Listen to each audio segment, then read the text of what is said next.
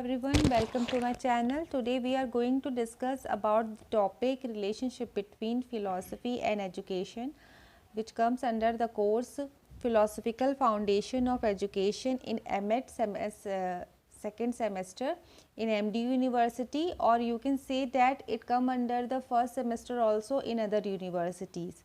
So let's start with the topic. Philosophy and education are the two sides of the same coin. एक coin के ही जैसे एक सिक्के के दो पहलू होते हैं, उसी तरीके से फिलॉसफी और एजुकेशन भी जो हैं वो आपके दो साइड्स हैं एक कॉइन के, यानी ये दोनों एक दूसरे के बिना अधूरे हैं. क्योंकि फिलॉसफी जहाँ हमें थ्योरीज प्रोवाइड करती है ग्रेट फिलोसफर्स के द्वारा कि हमें कोई चीज़ किस तरीके से करनी चाहिए, जो पहले के रिसर्चेज हुए हैं, एजुकेशन एक उसको इम्प्लीमेंट करने का एक पाथ प्रोवाइड करती है कि उसे प्रैक्टिकलिटी में हम कैसे लाएंगे. वो जो थ्योरीज आपकी लिखी हुई हैं, अगर कोई लर्नर ही नहीं होगा तो वो कौन उसको पढ़ेगा. तो एजुकेशन एक ऐसा प्रोसेस है जिसके थ्रू जो लर्नर्स होते हैं, वो लर्नर्स हुए, एडमिनिस्ट्रेटर्स हुए, वो जो है फ़िलासफ़ीज़ जो पहले की लिखी हुई हैं या जो सोचने का नज़रिया है उन्हें परसीव करते हैं एंड देन उसे इम्प्लीमेंट करते हैं through the education. In which philosophy, so let's start, in which philosophy refers to the theoretical side and education refers to the practical side, which tells us how to apply those theories in practicality. जैसा अभी हमने discuss ही किया कि जिसमें philosophy जो होती है वो थियोरेटिकल साइड होती है जो थ्योरीज प्रोवाइड करती है, और एजुकेशन जो होता है वो आपका रिफ़र करता है practical side, which tells us how to apply those theories in practicality. In philosophy, if philosophy tells us what are values, then education tell us how to apply those values in real life or how to achieve those values. अगर philosophy हमें ये बताती हैं कि values क्या हैं, तो education हमें टेल करता है, बताता है कि उन वैल्यूज़ को कैसे हम अपनी रियल लाइफ में इम्प्लीमेंट करें. जैसे कि आप कोई स्टोरीज़ ही ले लो, हम कोई स्टोरीज़ पढ़ते हैं या हिस्ट्रीज़ में हम बहुत सारे रिफॉर्मर्स के बारे में हमने पढ़ा, तो हमने उनसे कुछ ना कुछ सीखा.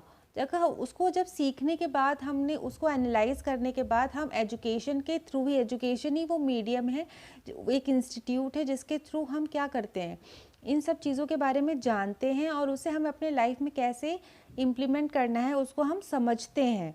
ठीक है. If philosophy tells from where we come or who is our creator, then education tells us how to achieve salvation. It means what? जैसे हम ये अगर हम फिलॉसफी की बात करें तो हम उसमें ये भी चीज़ पढ़ते हैं मेटाफिज़िक्स में कि हमारा क्रिएटर कौन है, हमने कैसे जन्म लिया. ठीक है, हम इस धरती पे हैं तो हमारा एग्जिस्टेंस आया कहाँ से.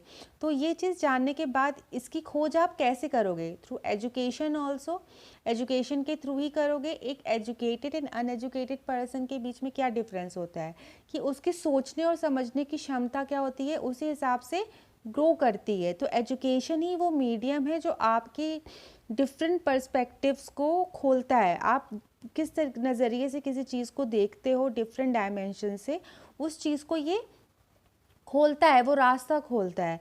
तो फिलॉसफी अगर हमें चीज़ों के बारे में जो एंशिएंट में हुई हैं या जो फ़िलासफ़ीज़ हैं उसके बारे में बताता है, तो उन चीज़ को कैसे परसीव करना है और अपने लाइफ में कैसे उतारना है, ये हमें एजुकेशन बताता है. ठीक है.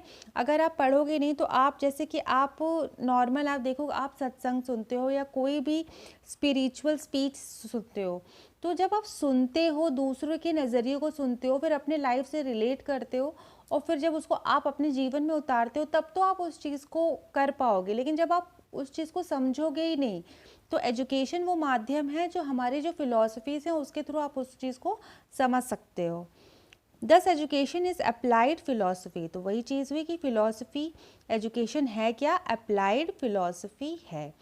अब इसका नेक्स्ट टॉपिक आता है हमारा need of philosophy in education.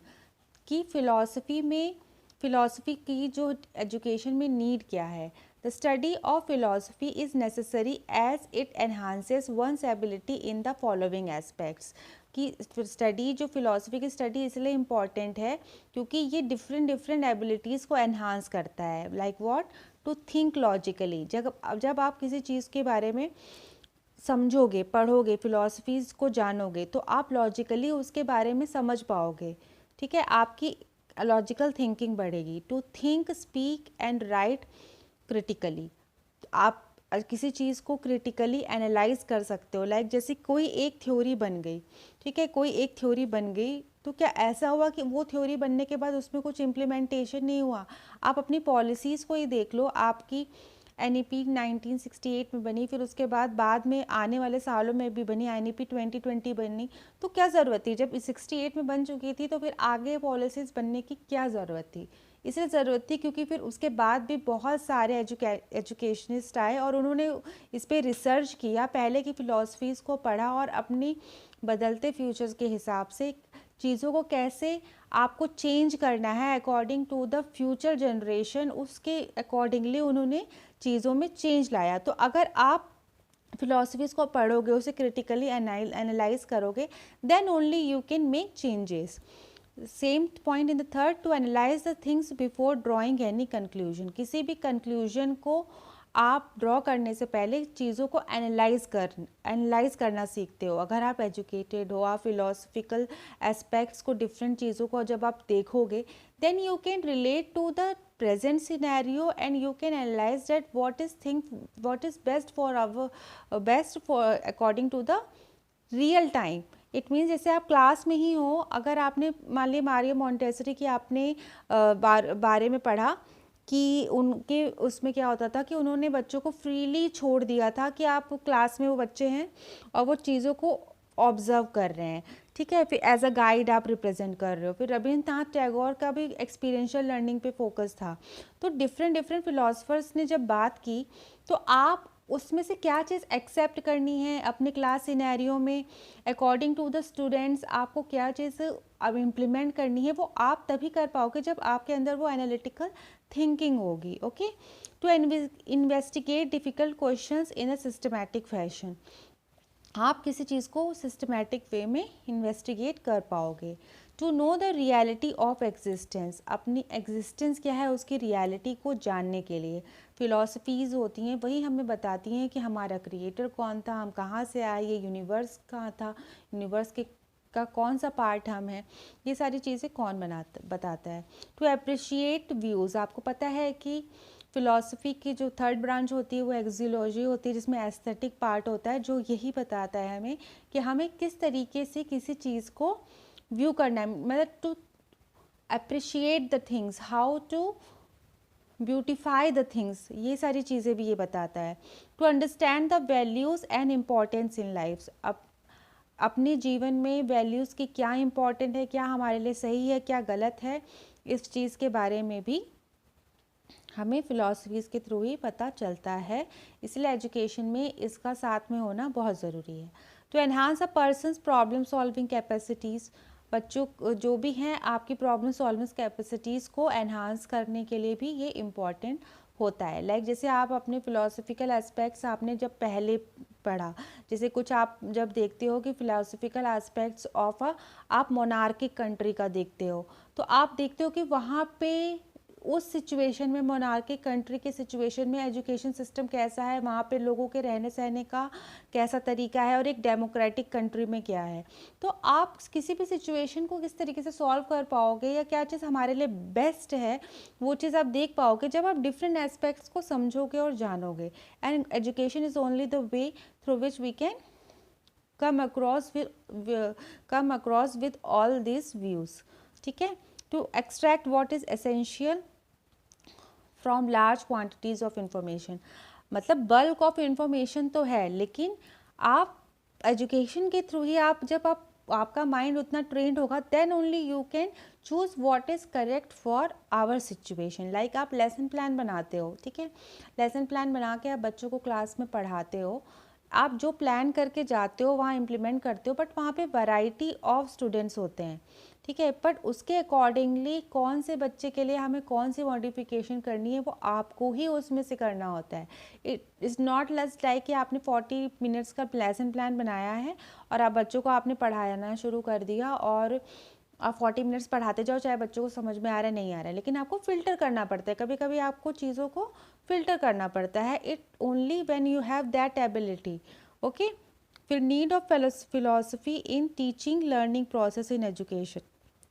Philosophy helps in deciding the aims of education. जो भी हमारे एम्स होते हैं एजुकेशन के, वो फिलॉसफी हेल्प करता है डिसाइड करने में। जैसे आपने मारिया मॉन्टेसरी और इन सब की जो भी फिलॉसफिकल पॉइंट ऑफ व्यू आप लोगों ने पढ़ा कि क्या टीचिंग लर्निंग प्रोसेस था, then only you can came across कि हाँ एक्सपीरियंशियल लर्निंग भी होती है, ठीक है, डिफरेंट डिफरेंट क्या टीचिंग मैथडोलॉजीज़ होती है और किस तरीके को हमको उसको इम्प्लीमेंट करना चाहिए, उसके बारे में हमें पता चला। Philosophy helps to decide the knowledge of life skills that should be integrated in subject matter. हमें कौन सी वैल्यूज़ को ऐड करना है through stories, through role plays, ताकि बच्चों को उसके बारे में पता चले। Philosophy helps to decide the ideology of educational aims which are design to attain future aspirations. Philosophy हमें हेल्प करती है to decide the ideology of our country. Like हम डेमोक्रेटिक कंट्री में रह रहे हैं, तो हमारी आइडियोलॉजी डेमोक्रेटिक वे में है कि सबको फंडामेंटल राइट है और इक्वल अपॉर्चुनिटीज़ हैं, तो उसका उस तरीके का इम्पैक्ट आपका एजुकेशन पॉलिसीज़ में भी दिखाई देता है।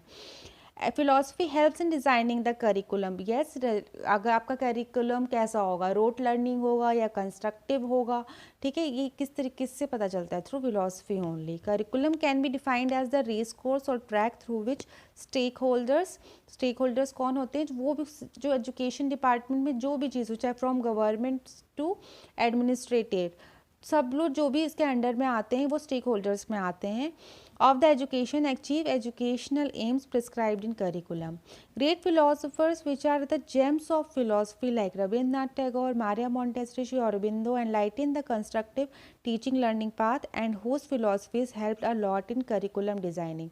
तो करिकुलम डिज़ाइनिंग में इनकी जो थ्योरीज थी, इनकी जो फैक्ट्स थे, उन्होंने बहुत सारा, इनकी जो थिंकिंग थी, उन्होंने बहुत हेल्प किया कि हम आगे, उसी की झलक आज हमारे NAP 2020 में दिखती है, हम इस तरीके से कह सकते हैं, ठीक है।